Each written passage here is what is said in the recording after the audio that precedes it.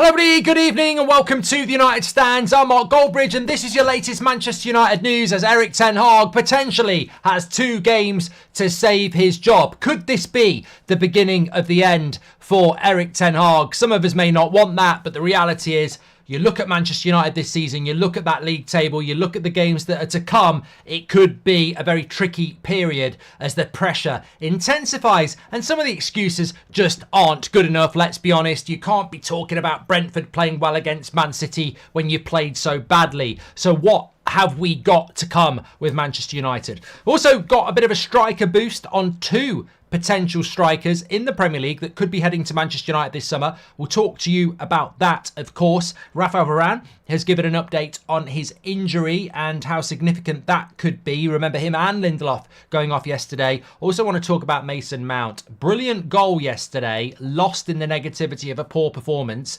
Is Mason Mount now a player that should be knocking on the door of a start for Manchester United? And if so, where? Because when you come off the bench and you score a goal like that, look much the same as Ahmad against Liverpool, there should be a demand that he starts in the next game. Where does he start? We'll talk about that as well, especially when we've got Chelsea away, his former club. Lots to get into tonight then. I suppose the first place to start is this the beginning of the end for Erik ten Hag? And as I was saying this morning, pragmatically, it's very difficult to define, decide and understand if it is or it isn't. Because from being an ownership that we thought was, well, the Glazers have always been a closed book. We don't know how they work. With Ineos, we thought we were going to get more communication, and what we're actually getting is more confusion at the moment. Like, things have slowed down from the initial honeymoon publicity. So we don't really know what Ineos's plans are for the summer, and that might be because they don't know, or it's because they're keeping their cards very close to their chest.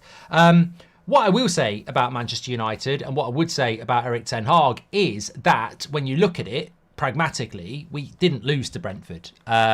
When you look at it pragmatically with regards to the league table, Manchester United are in 6th place. And we've actually conceded less goals than Tottenham and Aston Villa.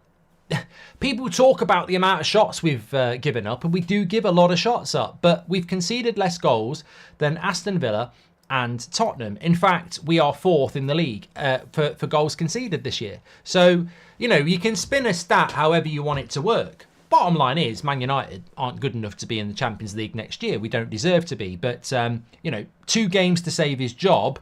I would say we've lost 11 games this season. Like, we've lost more games than West Ham. We've lost more games than Brighton. We've lost the same amount of games as Bournemouth. We've lost more games than Chelsea. So look, we've lost too many games this season, and we've got Chelsea and Liverpool to come this week. And when you look at the fixtures around us, I think if we lost to Chelsea and Liverpool, there's a very big chance that we wouldn't be 6th in the league anymore. We could be 7th or 8th. And I think the pressure starts to rise. I don't think he's going to get sacked after the Liverpool game. I don't think that's going to happen. But what I do think could happen is that Ten Hag is running out of time.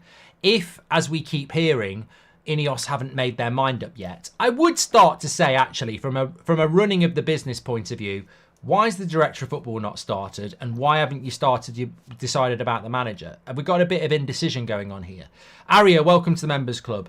But I think it's fair to say it could be the beginning of the end if we lost to Chelsea and Liverpool, because they might just go, enough is enough. That's 13 league games lost.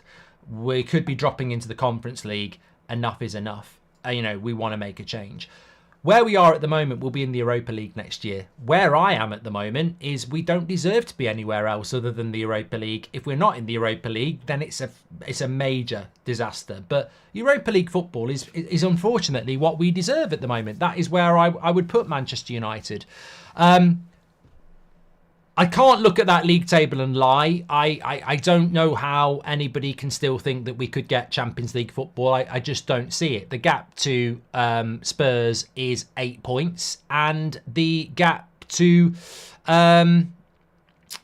Villa, if we win our game in hand, is 8 points. So it's I don't see how you close that gap. I think it's impossible. I mean, I'm very interested to know what your thoughts are at the moment, because you've had a day to move on from the Brentford result, or at least digest it. How are you feeling now? We're heading into not 2 weeks of an international break. We're heading into a couple of days, and then we'll be preparing for the Chelsea game again.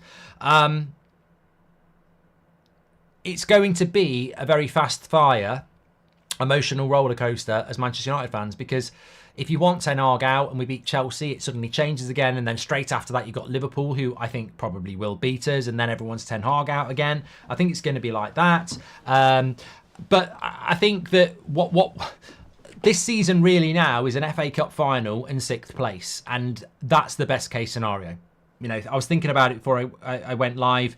The best we can hope for, I think, is an FA Cup final appearance again and a 6th place finish. I can't, and even if you win the FA Cup final, and I don't think we will, even if we did, that's still Europa League football. So I think Europa League football is about what we're going to do. We don't deserve Champions League football. We're not as good as Tottenham. We're not as good as Villa. That's just the simple, strong fact. I don't want to repeat all the stuff I said this morning, but factually, we're not good enough. And I think a lot of that comes down to the personnel that we have. I was watching Arsenal play Man City today. A lot of people were in the live chat on That's Football, and they were saying, "Why can't Man United play like this?" And to be honest with you, I respect people who want to change the manager. Fine, do that. But what I will always argue against is it's not just a manager. You don't play like Man City just because you've got Pep Guardiola. Pep Guardiola will not turn McTominay, Bruno, Rashford into Bernardo Silva, Kevin De Bruyne and Rodri. He just won't do it. If you want to play like Man City, you better buy players who can play like that. You're putting square pegs in round holes, which is what we've been doing for years. If you want to get the best out of this squad, give the job to Thomas Frank. It's as simple as that. Happy Easter, everyone, says Dell. So we are heading into a big week. But what I wanted to bring in as well is that we do have Chelsea on Thursday, and then we have Liverpool after that. But I just wanted to run through our next few games. So we've got Chelsea away on Thursday. We've got Liverpool at home on Sunday. Realistically, if we beat both of those, that was what I wanted. I mean, there is a hypothetical silver lining here. I said before the Brentford game, we need to take 7 points from Brentford, Chelsea and Liverpool. Now, I'm saying we're out of the race for top 4 before we've even finished that task. We're not going to do that. But if we did beat Chelsea and Liverpool, I'd suddenly say we've done really well from the 3 games. But we're not. We're not beating Chelsea at Stamford Bridge, and we're not beating Liverpool at home. We're not going to do both of them. But the carrot is still there dangling. If we did go and beat Chelsea and Liverpool, we'd have 7 points from the 3, which I said was what we needed. So that would be brilliant. I don't see that happening. We've then got Bournemouth away, which terrifies me, to be honest. It really does. I don't think Bournemouth away... I mean, I went into the Brentford game quite confident, and I saw what happened there. I mean, I just don't think Bournemouth away is a given at all. Coventry away, obviously, no, Coventry at Wembley in the FA Cup after that. Sheffield United at home, I think we can safely say we're going to win that. Burnley at home, I think we'll win that. Crystal Palace away, again, is a bit like Brentford, God knows. Arsenal at home, who knows? Brentford away, who knows? So, look, there are plenty more opportunities for the Ten Hag outers to get what they want. Brighton away, Palace away, Bournemouth away, Arsenal at home, Liverpool away at home, and Chelsea away. There's potentially a couple more losses there for you at least. So, yeah, look, of course, it's going to be undefinable, but it's going to be interesting, and it's certainly going to be... it's going to play both sides, isn't it? You know, the Ten Hag inners are going to hope that we can find a way through, and the Ten Hag outers are probably going to hope that those results come in that make the change. I think the overarching thing again is, and I'd love to just have this chat before we talk about the striker situation, is when I listen to Ten Hag, look, I will always be honest, I don't do agenda and I don't do player FC, and people get very, you know, I'm fully aware of how this works. I've played the game. I know how it works. Like, people in the chat, I can see your chat. Stop defending this manager. You're projecting your opinion that you want this manager to be sacked. Obviously, I don't. But I also don't run an exclusive agenda club that I'll ignore anything. I don't want to change the manager because I think the players are the problem and they need to go. I've been saying this for a long time. I think the players are the problem. They can't play the football we want to play. I don't understand. It's such an obvious solution to me. These players can't play like Arsenal, Villa, Spurs, Liverpool or Man City. They can't play the brand of football that we want to play. We don't deserve to be in the top 6. The players we've got can't play that way. So therefore, why the hell are we going round and round in circles every 3 years talking about changing a manager when we need to change the players? That needs to happen. And when are we going to do it? And I'm waiting for it to happen. It's so bloody obvious. But we still seem to have this movement that a manager change is suddenly going to come in with Sooty's wand and go, izzy wizzy, let's get busy, and turn these players into something they are not. And it will not happen. So that is what I want to happen. And I think the best opportunity for a clear out is to keep the manager that we've got. But I listened to things like last night where Erik ten Hag is in the press conference after the game. And he's saying things like, Brentford are a good side. They played really well against Man City and they could have been 2-0 up. And I go, here we go. I've been here before. I've definitely been here before. I've 100% been here before. I've heard Van Gaal talk total shit towards the end. I've heard Mourinho talk total shit towards the end. I've seen Ollie talk total shit towards the end. And now I'm seeing Ten Hag talking total shit. So look, I've played the game. I've seen the game. I've watched the game. I know how it works. And when a manager starts talking like that, you really do start thinking, is this the beginning of the end? Is he running out of time? Because he's talking absolute shit about Brentford playing well against Man City. I think Brentford had lost 4 of their last 5 before us. We should be going to Brentford and beating them. We drew. It felt like a loss because they absolutely pounded us and made us look shit. So, you know, I even said when Mount scored the goal, why are we running around on the touchline like we've had something to do with that? That is just a scam. It's a fluke. It'd be like me going, I can't play golf. I can't play golf. So it'd be like me going on a golf course on a par 3, whacking the ball, it hits 2 trees and it drops in. And I go, yes, I meant that. I meant nothing. I've just swung the ball. I've swung and hit the ball. And that was a little bit like the Mount goal last night when we cut to the touch line and you can see McLaren and Ten Hag hugging each other. And I thought, you know, I actually wouldn't have been doing that. I would have just been like, you know, some people when they score a goal, some managers when they score, Mourinho, they don't celebrate. They sort of like, they keep it on the lowdown. I would have kept it on the lowdown because I would have been, I can't claim this. It's a scam. So look, yeah, obviously what my point is that I do detect concerns. I'm fully aware of it. And I do think some of the excuses that come out at the moment are somewhat baffling. Some of the substitutions are somewhat baffling. And I think we're in for a very interesting week whereby Chelsea away and Liverpool at home are 2 difficult games traditionally in any season, whether Sir Alex Ferguson's in charge or Ten Hag's in charge. So we're in for a very interesting week. And what I would say is be patient because one way or another, you're going to get some definitive answers by this time next week. We will know what has happened in those 2 games and they could be catastrophic for Ten Hag and his future. They could be galvanising for his future. I can't predict it because I think it's been said before. And I'll say it again. And you know what? I'm at that point where I just don't care. It depends what those players want to do. Sometimes they decide to turn it on. And sometimes they decide to turn it off. And I don't care if you are a senior Man United player, a journalist or an ex-player. Let's have a chat. Because I'll say it to your face. I've been watching this team for years. And I categorically 100% believe with all my heart that you go into games and decide whether you're going to turn it on or whether you're going to turn it off. And that is why your trophy cabinet resembles something you can put together at IKEA. Because you are not elite, you are not consistent. And that is the difference between the likes of you and Phil Foden. And you and Mo Salah. And you and Rodri. And you and Van Dijk. Is that you turn up and decide whether you fancy it. They turn up and put in the hard yards and put in the hard gears to make sure that they are consistent. So I don't know. This team is more than capable of turning up against Chelsea and winning. And it's more than capable of getting a result against Liverpool. It's also more than capable of going, nah, don't fancy that one. No, I'm not in the mood for that. Oh, no. I'm not having that. And to be honest, I just don't know what to predict this week.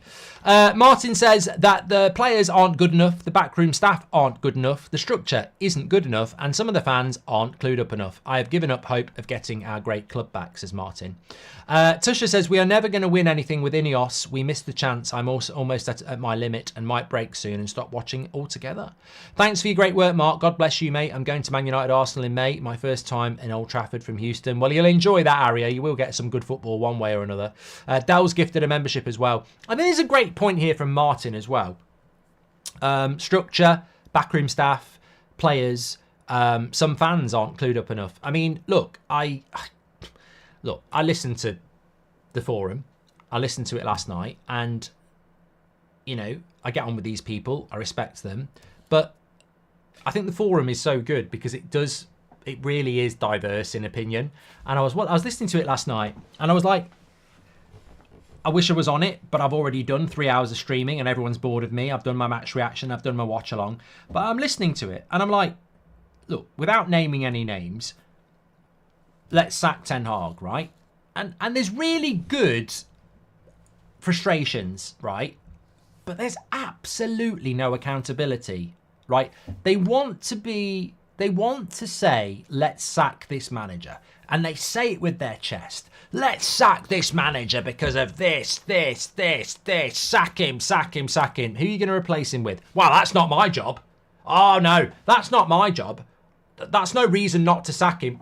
But it sort of is for two reasons. One, you're hypothetically sacking him, so hypothetically replace him. And two, why would you sack someone if you don't know who's going to replace him? Because what if it's Southgate? I mean, this is the funny thing, and we've been saying this for months. There are so many United fans out there that want to sack this manager and have got absolutely no clue who they want to replace him. None. And yet they'll be the first ones to cry if Prattman comes along, Southgate. So I do sort of agree with you on that. I sometimes think the fan noise from a certain element is really not helpful. Like I was listening to somebody on the radio the other day, and they said, you know what, I'd sack Ten Hag and I'd bring De Zerbi in, and I would do it because he has a definable style of play. He can work on a low budget, and I believe that he can make Man United work. And I disagreed with it. I disagreed with it when I was listening to it, but I thought, well, at least he's got a plan. I can't argue with that. There is a plan there. But fucking Zidane, I mean, come on. I almost wouldn't wipe my arse on that. You're wasting my life. Let's sack Ten Hag for Zidane. Shut up and walk away. Like, why don't you quit your job at Tesco and become a millionaire just because you thought it? Like, that's not an opinion. That is a waste. You are wasting energy. You are wasting oxygen saying, let's sack Ten Hag and bring Zidane in.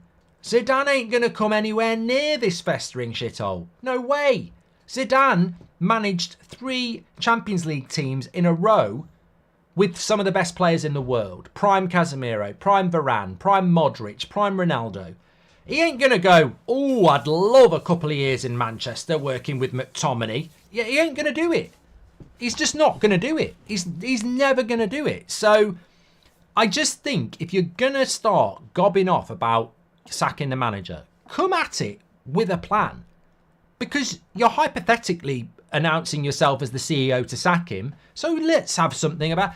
But what you get back from these people is, well, no, you're telling me then, because there's no good replacement, we should just stick with a manager that's not good enough. Yeah, pretty much. If you've got a car that you need to go to work in and you hate it, but you haven't got a replacement, are you going to fuck the car off? Come on.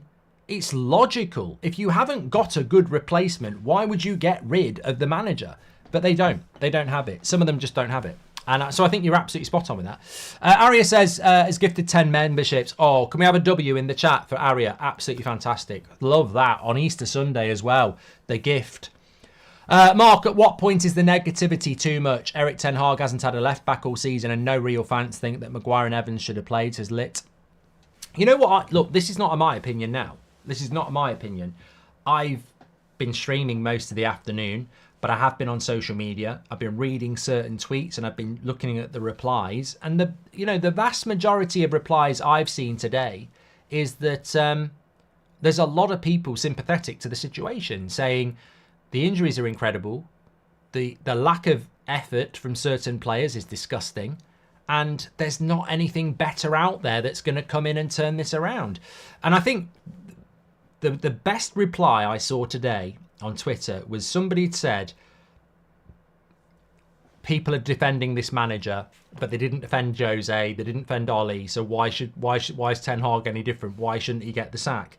And somebody replied and said, but in hindsight, we know maybe Ollie shouldn't have got the sack. Jose certainly shouldn't have got the sack. We didn't know what we know now. What we know now is that certain players at this football club have sacked 2 or 3 managers and are no way in any shape or form United players. So we're sticking with this manager because we've learnt on sacking other managers that the real problem at this football club is the lack of ability in the players that have been, stealing a wage for years. And I thought, actually, that's a very good way of looking at it. You can't say we have bad players when many play for great countries. We don't have to be as good as City, but conceding 130 shots is insane, says Gary. And yet, Gary, we've got the 4th best defence in the league. I can throw stats out there as well. Do you want to put context in? 140 shots, 4th best defence in the league. Compared to last season, he's completely different. There were games we won last season and we wouldn't be happy. Now he's turned into Ollie, says Juicy. Wasn't Eric Hyde for the same reasons? Low budget and style of players in Ajax. It's not his fault. It's the players' mentality, says Amit. Mark, do you really see any change with Ineos? Qatar was our way back, and I can see us reaching the top with the British core, which seems like what Jim wants. Sell Bruno and Rashford, says John. And PJ says, we can't keep repeating the same old with managers. It's a rebuild. It takes time. PJ, thank you. Well, let me just answer that. Look, I'm more than happy to jump back into this conversation, and I think it's a very relevant one. John Patrick says, do you really see any change with Ineos? I honestly think it's too early to decide on them, and it would be unfair to do that. But look, I wanted a full ownership and the Glazers out, and that is what I wanted. And I can't change that. The videos are there, the tweets are there. I wanted a full sale. I wanted the Glazers out. I wanted a clearance of the debt, and I wanted an influx of billions. Because I think we're so far behind, that was the only way back. We didn't get it. I am now behind what this is because it's the only option. What this is not an influx of billions. It is not a clearance of the debt. It is not a removal of the Glazers. It is nothing like what I wanted. And to be honest, it's nothing like what 90% of the fan base was protesting about either. So I don't know what this is going to be. It's certainly not an influx of billions of pounds. It's certainly not a clearance of the debt. And it's certainly not a removal of the Glazers. So, it could go either way. It could work. It could be a fucking nightmare. I don't know. What I do know is, a little bit like Ten Hag has got Chelsea and Liverpool in the next week, Ineos have got a massive summer transfer window in the next months. And by the end of August, I think we'll have a very good idea of what this ownership's going to be. Whether it's a wolf in sheep clothing and it's more of the Glazer same, or whether it's something revolutionary, which apparently it is. So I think we will have to be a little bit patient. But look, I'm never going to lie. I wanted a full sale, I wanted a clearance of the debt, and I wanted the Glazers out. We haven't got that. We now have to hope, whatever this is, that it is something transformative. I don't know. Parker says, Mark, player power sure, but how can he be scared of Rashford when he humiliated Ronaldo, the greatest player ever? Because Ronaldo was 38 on a massive wage and expendable. Marcus Rashford is 26 and not expendable to that football club. There's people in the board who don't want to sell Rashford, is what I'm saying. There's people on the board that wanted Ronaldo gone. And if you want the truth, Ten Hag gets the blame for this. Ten Hag removed Ronaldo. Ten Hag keeps Rashford. I'm amazed again that we have fans so naive as to how Manchester United's run. Since when has Eric Ten Hag been the CEO of Manchester United? Cristiano Ronaldo was removed from Manchester United because the board, the club, the Glazers, didn't want to be paying him £500,000 a week anymore at 38. He was expendable. Marcus Rashford's on 300 and whatever grand a week because he's Manc born and bred. He's come through the youth setup. He's a massive brand and he's a Man United player, and they don't want to cash in on him. But let's pin it all on Ten Hag, you know. Of course, Ten Hag's part of it, but those big decisions do not get made by the manager. In which case, why did Jose Mourinho say, sell Anthony Martial, and the Glazers said, forget it? What's the downside of giving him enough time to make his squad and see what he can do? We know the players are not good enough. I don't see the down, Carl. We just need to scrap wins as we've been trying to do and hopefully get that clear out under Ten Hag and compete for top four, says Gung. And we cannot give in to these players and sack another manager. Give him time, says Danny. And Delusional Unicorn says, we have to forget about this season and wait till the summer. Get new players in and get rid of the deadwood and let Ineos decide Ten Hag's future next season. Yeah, look, I think it's... look, respect, there's people who will make a change. But there's also people there who are almost... Can we just survive this season? Can we get to the summer and see what the changes are going to be? Look, the worst case scenario for me is you keep Ten Hag and then they don't remove the deadwood. In which case, next season's going to be a fucking nightmare. I honestly am sort of conflicted because away from Manchester United, I'm quite enjoying this season. I think the title race is really interesting. The Champions League looks really interesting. And it's the business end of the season. But from a Man United point of view, I'm almost like, can we just get to the summer and see what's going to happen? Because I think the summer's what it's all about.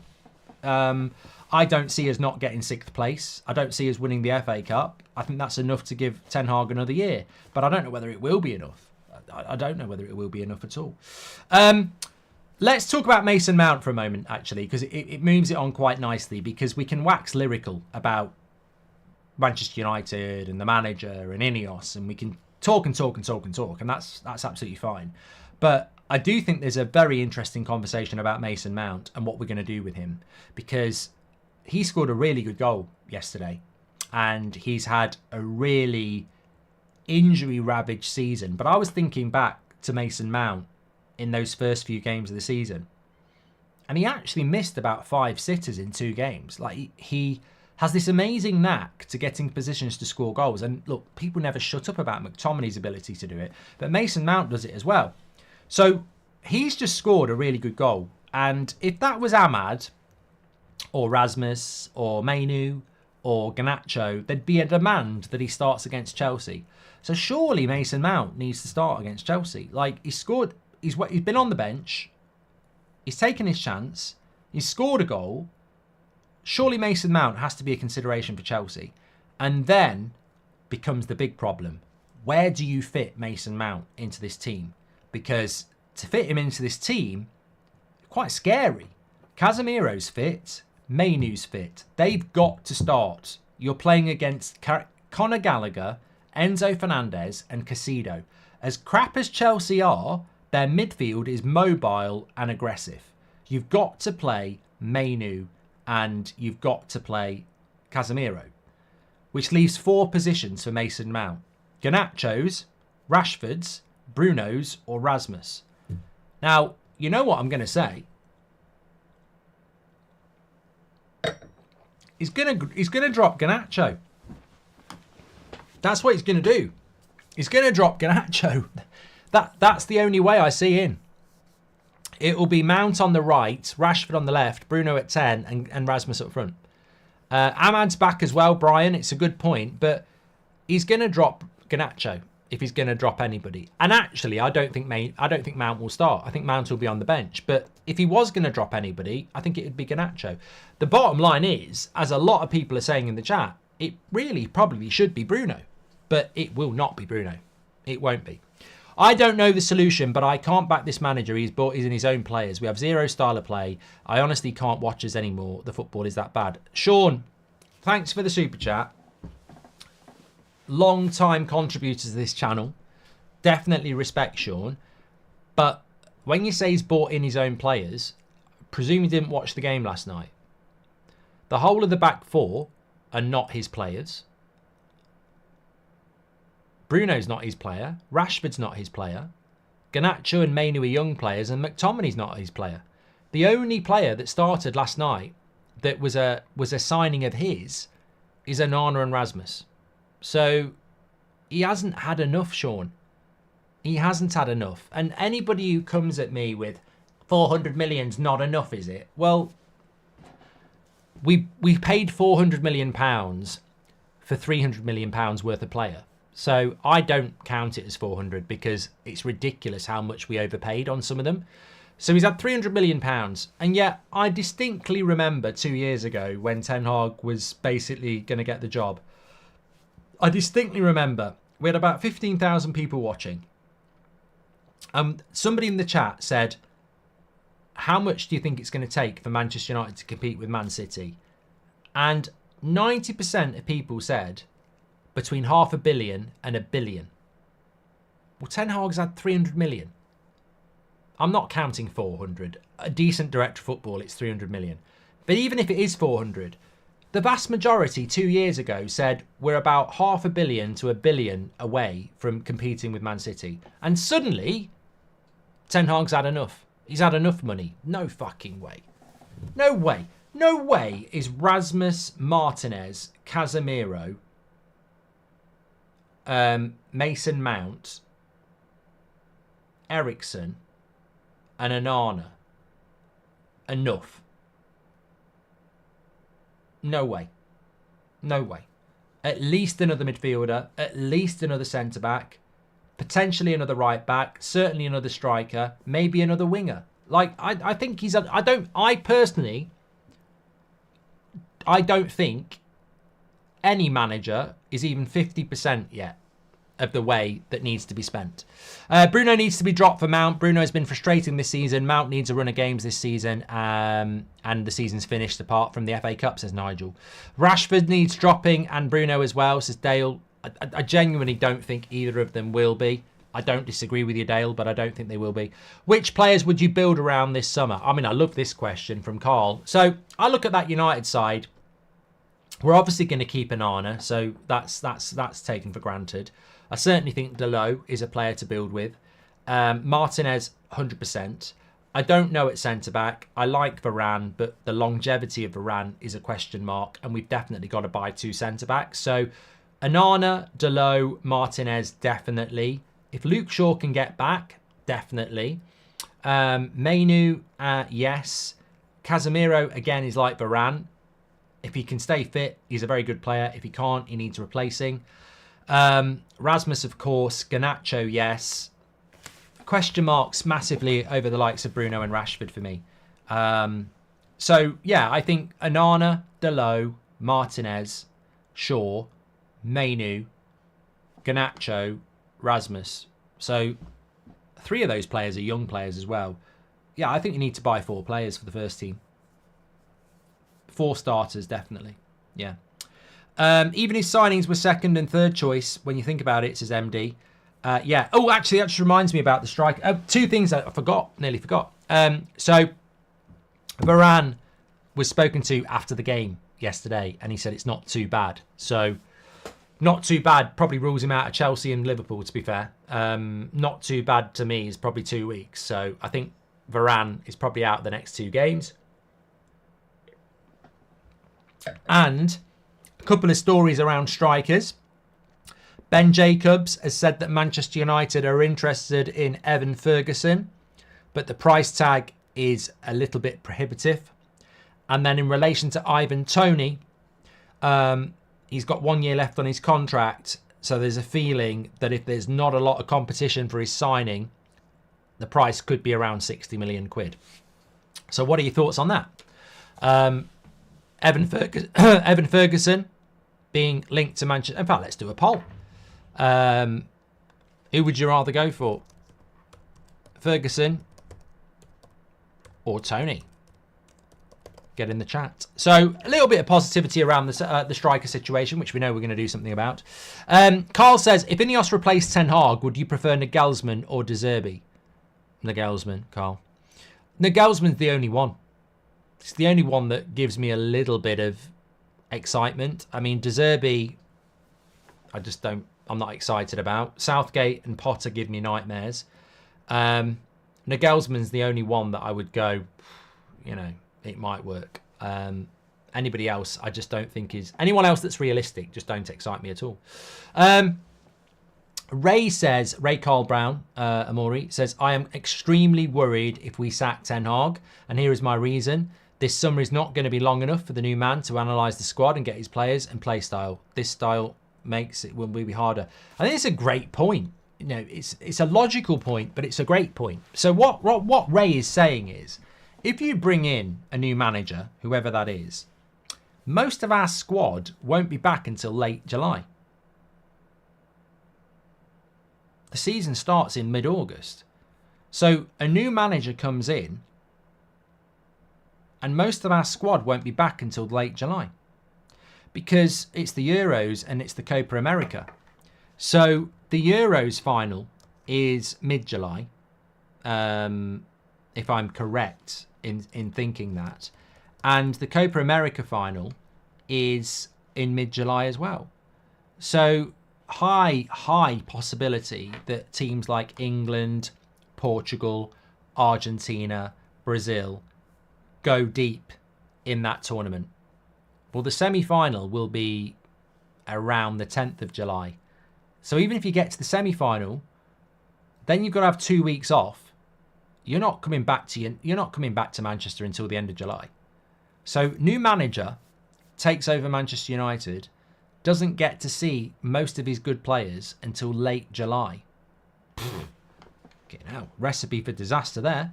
And some of those players might be players you want to sell. Let's not forget, Harry Maguire plays for England. Won't even come back for pre-season training till the end of July. You've got to think about this sort of stuff. You've got people ranting about bold frauds. The only fraud is you for not thinking it through. Like, have you not thought it through? A new manager ain't never going to be selling the likes of Maguire and anybody else who's not coming back for pre-season training till the end of July and they need to have a look at them in August. Bloody hell, it's just not going to happen. Whereas at least with Ten Hag, he can say, that player needs to go. I already know that. So it's a big point by Ray. It's a very good point as well. Sack the manager. And then the new manager doesn't get to assess the squad until late July. Goodbye clear out. Hello, another season of the same squad. This transfer window is going to be the acid test for Ineos, says Nigel. If they fumble this transfer window, I see no hope for this club. Tom Edwards says, Mark, if you think Mount should play, he should start him in his correct position, dropping Bruno. I agree. That's what we expect from a competent manager, but he'll never do it. Well, if Bruno's going to play, I'd rather he played on the right wing. I really think we need a number 10 that plays as a number 10. Agree with your build around list, but what about Mount, says Carl Walsh. Well, the reason I didn't put Mason Mount in a United team is because, actually, Carl, when I said I'd build around Onana, Dalot, Martinez, Shaw, Mainu, Rasmus, Garnacho, I purposely haven't included the number 10. And that number 10 either has to be Bruno Fernandes, Mason Mount, or a new signing. And United need to make a decision on that, because there ain't no way on this earth that we're playing a midfield three of Mount, Bruno, and another. It just ain't. I mean, look, Mason Mount, Kobe Mainoo's not going anywhere. Are you genuinely thinking that Mainu, Mount, and Bruno is a midfield three? Physicality's not there. It's never going to work. I mean, to this day, I'm still baffled why we bought Mason Mount, because I don't understand where he was ever meant to play. If he's going to play, you really have got to be thinking about, well, we've got wingers. You can't put Bruno or Mount on the wing. We've got wingers. We've got Anthony, Ahmad. We've got Garnacho. We've got Rashford. We're looking at Elise. We can't put an attacking midfielder on the wing. And we can't play with two attacking midfielders in the midfield. So, look, if you want me to be blunt, I've been skirting around the issue. You've really got to go Mount or Bruno. Next season, you've got to go Mount or Bruno. And I don't understand why one of them would be a bench player. So, Mark, we need to keep Ten Hag for at least the next season. If it doesn't work, then we know by then, says Ahmed. And I understand your point, the players before the manager. However, do you genuinely believe Erik Ten Hag will win us a title or a Champions League, says Sully? I think this is a great question as well, to which the answer is, I don't think we need to know that. Sully, when we're at the bottom of the barrel, you don't need to be thinking about the Champions League or the Premier League. We couldn't be further away from it.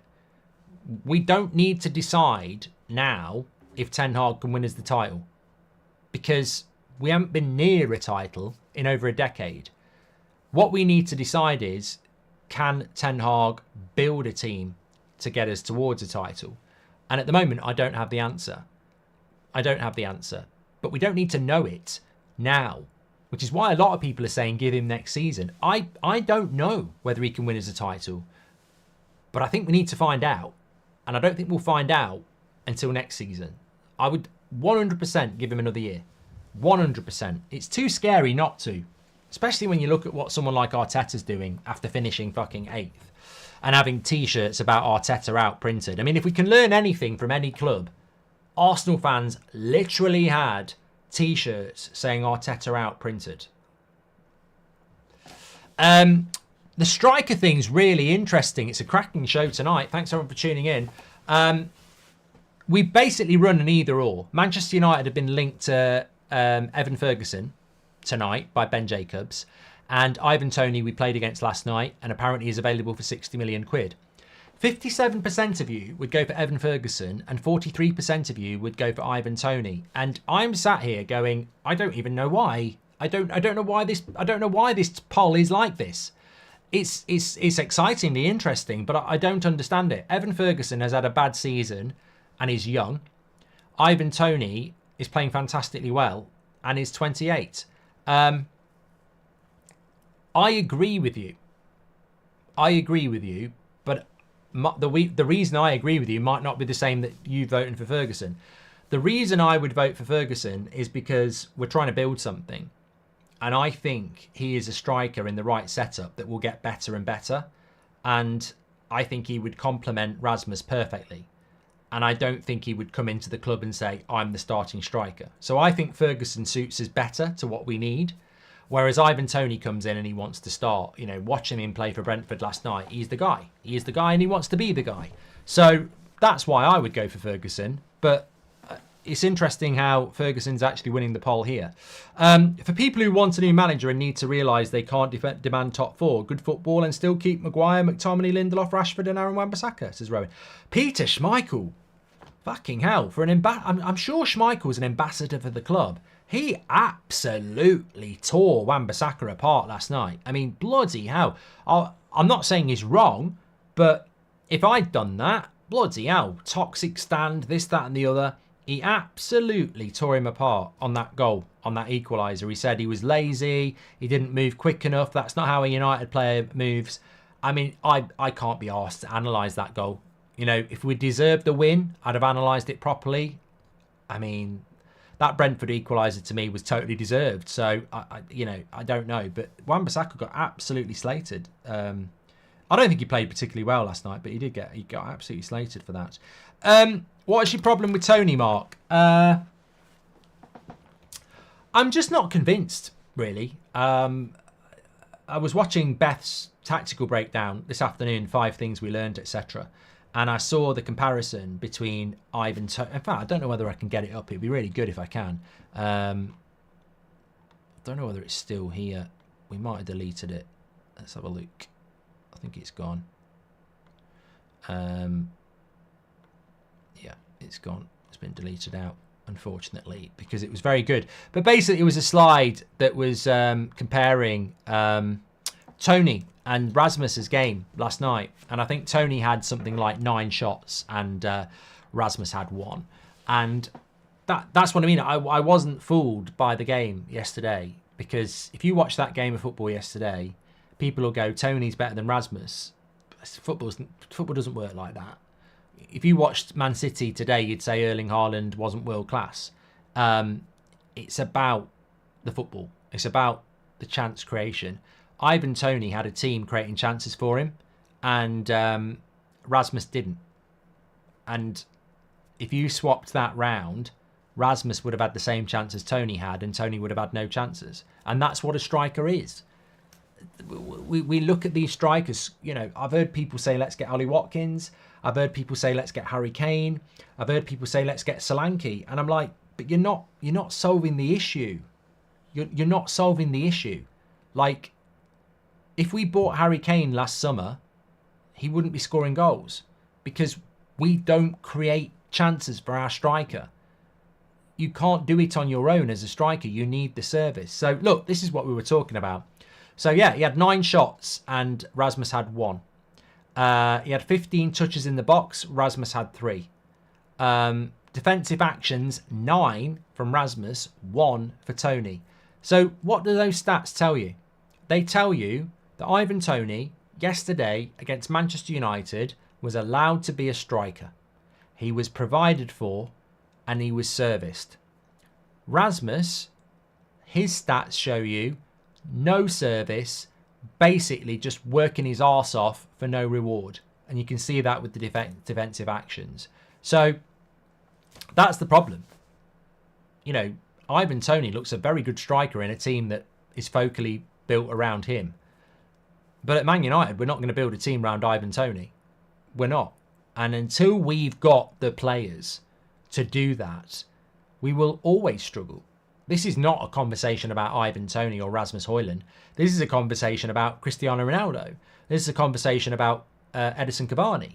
This is a conversation about Weghorst. This is a conversation about Anthony Martial. This is a conversation that's been going on for 3 or 4 years. The graveyard shift is not a new thing. The graveyard shift's been on the watch along for 4 years. We don't provide opportunities for our striker because Bruno is selfish, Rashford is selfish, and Garnacho is selfish to a certain extent. They don't create. They don't create. I mean, Bruno yesterday 3 times shoots from stupid areas. Complete and utter lack of disrespect for your fellow colleagues and wasteful. We don't create chances for our strikers. So when I look at people saying, let's go and spend £60 million on Ivan Toney, it terrifies me because I go, that's £120 million in 2 years, in 12 months on strikers that we don't provide for. That scares the shit out of me. Rasmus costs us 60, Toney costs us 60, £120 million on strikers and we haven't got any. It's like buying a gold-plated shotgun and then not buying any bullets. Like, we've got to stop buying the wrong player. We need to spend money on creativity. We need to spend money on people comfortable on the ball.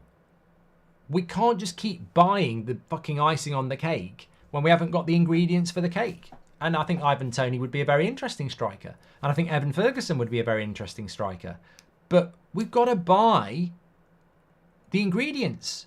Like, there's so many strikers out there that would score goals for Man United if we created chances, and we don't. I mean, that's pitiful. That is absolutely pitiful. And Rasmus obviously didn't have a good game yesterday, but the service is pitiful. It's absolutely shit. And I'll tell you what, looking at that now, remember 2 weeks ago I said that Rasmus has had 1 or 2 shots more this season than Ivan Toney, and Ivan Toney's only been playing since mid-January. Well, do the maths. Do the maths. Ivan Toney has now had more shots for Brentford than Rasmus this season in the Premier League, and Ivan Toney was suspended till mid-January. Mic drop. Drop the fucking mic. Ivan Toney has had more shots for Brentford this season than Rasmus has had for Manchester United, and Ivan Toney was serving a ban until mid-January. Embarrassing. Embarrassing. And yeah, sure, let's blame it on Ten Hag. He has to take some responsibility. But come on. Bruno Fernandes, Garnacho, Marcus Rashford, come on. The real embarrassment is on you. You know, you are meant to be creative players. You're not creating chances for the striker. It's embarrassing. It's embarrassing. We need better. But of course, look, what I will say about Garnacho, he's 19 years of age. I really like the player. And he is learning at 19. Like, he cannot have the demands of, you've got to create for Rasmus.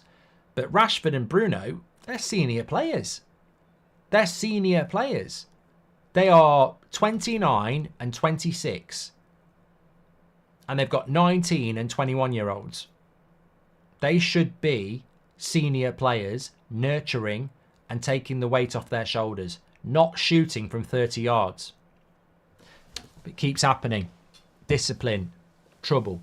Get that bottle of red wine down, you marks, says Matt. And the only manager we had post-Ferguson who didn't read from a script was Ranić. I liked Ranić. I did.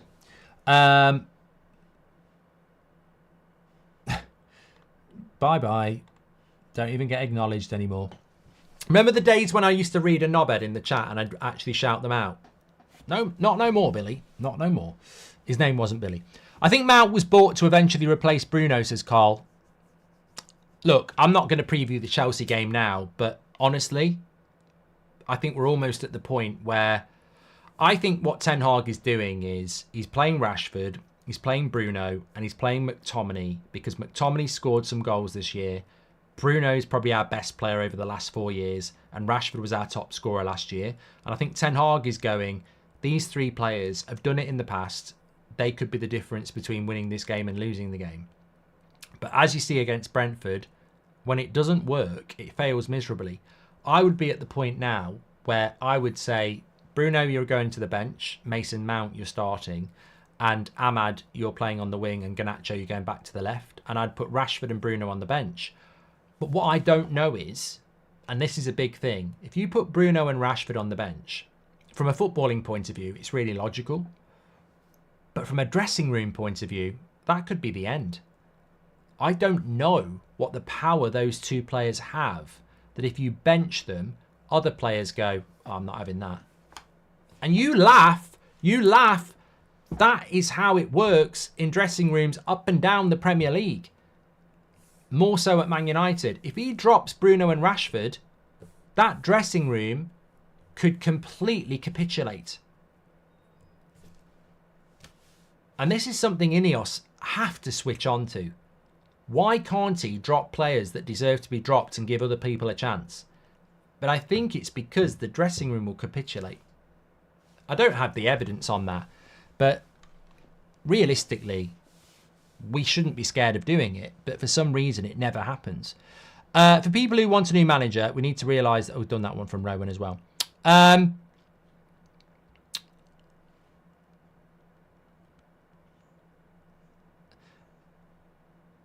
Scott says, you're basing Mount's form on what? Scored a goal yesterday, mate. I think that's normally a big shout that they get to start the next game. I was on Mount's case because he never plays. If he's healthy, put him out there, says Maz. I don't think he will play. I don't think Mount will play on Thursday, by the way. Ranić was disrespected, says Nick. Oh, 100%. 100%. I think he spoke the most sense ever. Marcel, yeah, you're not getting a shout out either. And that's why he's a bad manager. No need to play McTominay, Rashi. Bruno is debatable, says Rudrish. Even the best strikers in the league have several chances to score goals. Our striker is feeding off peanuts, says Sally Devil Red. Architect says, you're giving Garnacho a free pass, which means you're agreeing with whatever he's doing. I understand he's 19, but you're making him immune from criticism. No, I'm not, mate. It's called being a Man United fan, and you need to understand your history. What we do at this football club is protect our youth. What we do at this football club is allow them to grow and nurture them, and we don't crucify them. And when somebody's 17, 18, 19, 20, you don't fucking go for them and treat them the same as the 26, 27-year-olds that have sacked 2 or 3 managers. It's absolutely written in the stars that a young player will be inconsistent. They will have bad games, they will have good games. You don't hold Garnacho to the same levels as Bruno and Rashford. He's 19. You'll destroy him before he's even been built. So I'm not going to hold him to the same standards. And 99% of this fan base won't either, because he's a kid. He's a young player, the same as Mainu. He's a young player, and he should not be held to the same levels as senior pros. And he has to be allowed a bad performance. He has to be allowed to make mistakes as he grows and develops. Because if we destroy him, he will never develop. If you don't understand that, then you might want to go and read up about Manchester United, because that's not what you do. And that's why when people try and do it, they end up getting, massively pulled down a peg or two, because it's not what you do. You don't go after the kids like that. You don't. By definition, a teenager will be inconsistent. You can say they had a bad game, Garnacho had a bad game, but it's not like, fuck off, get out this club, you waste of space. It's like, he had a bad game, he's a young player. You've got to build them up. They need the confidence. Rowan says, it's shocking that only 5 players have the key element first touch of unlocking Ten Hag's football. Mainu, Delo, Onana, Martinez and Eriksen. Well, look, hopefully Martinez starts against Chelsea. Hopefully Casemiro and Mainu start against Chelsea. And that's a big step forward. But if Varane doesn't start, it's a step back again, isn't it? We never seem to get Mainu, Martinez and Varane. You know, Martinez is out. Varane plays every week. Martinez comes back. Varane gets injured. That's one of the biggest problems we've got. We never seem to get to play Varane and Martinez. Anyway, look, thanks everyone for watching. I'm absolutely knackered. I've done a lot of streams today and we lost an hour in the UK, so I'm tired. Thanks everyone for watching. Absolute legends. It's Bank Holiday Monday in the UK tomorrow, but it's me at 10 o'clock, so I will see you at 10. Make sure you smash a like on the video and subscribe. We're heading into another big week. Chelsea and Liverpool on the horizon. Absolute legends in the chat. Appreciate all your comments. Obviously, we're going to disagree about stuff. It's a very frustrating and passionate time. But thanks for all your input and have a great day or evening, whatever you're doing. Take care. I'll speak to you soon.